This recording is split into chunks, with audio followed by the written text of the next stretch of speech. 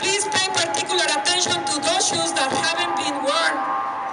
And ask yourself one question: why weren't they worn? Perhaps the answer is because a little one never had a chance to wear those shoes like these ones right here. That is a very tragic thinking, of course. It's a very tragic thought, but it's so real. Domestic violence brings tragedy to our communities. Women and children die in Illinois as a result of domestic violence every year. And that is exactly the message that we want to send to Governor Rauner right now and all the political elite in Springfield. Your funding cuts are endangering the lives of children, and many of them will never grow older, or will, but with the trauma of witnessing the murder of their mommies. We are at a breaking point right now, with funding cuts threatening the entire network of domestic violence service providers in Illinois. And with that, the number of women and children killed or hurt through domestic violence will rise because of the choices made by Governor Rauner and the politicians in Springfield. So the Chicago Metropolitan Battered Women's Network is here today, as we are every October 1st, to celebrate Domestic Violence Awareness Month. And we took this opportunity because we needed to send a message to the governor and the legislators about what was not going on in our state and our city. So the network, as many of you know, operates a statewide hotline. We get over 24,000 calls a year. And so what's happening right now is that a lot of those individuals that are calling us aren't able to get services. And so I want to share a little bit about what's going on in the city and around the state.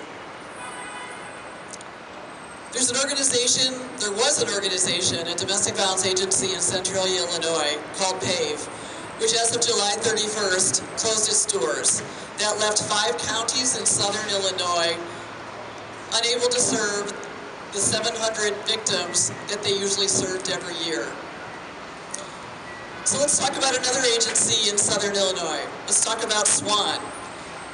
At the end of August, they had to close their domestic violence emergency shelter that generally served 20 people. It only had 20 beds and served 11 counties in southern Illinois.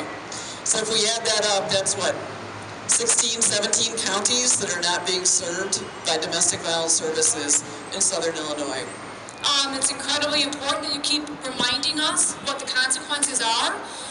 This population, what it's doing right now to domestic violence shelters itself, 91% of them are not funded because we don't have a budget.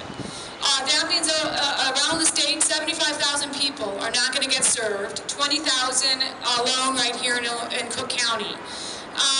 This is wrong, and there really are. Real people are hurting because we are not doing our jobs in terms of getting a responsible budget passed.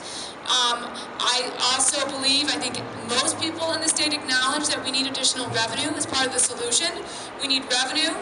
We've been making cuts. We need a combination here. We need to make sure we're not hurting critical services like service to people who are suffering from domestic violence. The people who, my first volunteer experience out of school was answering a hotline at a rape crisis and domestic violence shelter.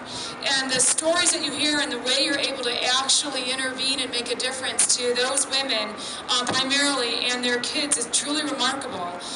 The fact that we are not serving this right now and are leaving 17 counties throughout the state with no access to service is truly reprehensible. Thank you for your advocacy. We need real revenue and a real budget. I think it's so important to bring attention to this issue. I was one of those 75,000 people who are no longer being serviced right now.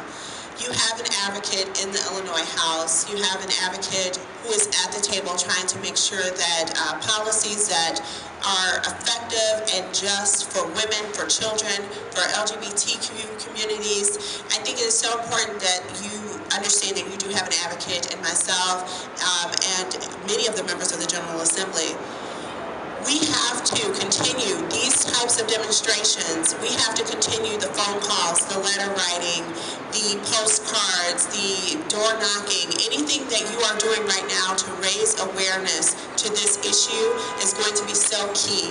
For over 10 years, It is our human services that have been impacted by the decision-making processes and the budget-making process in Springfield.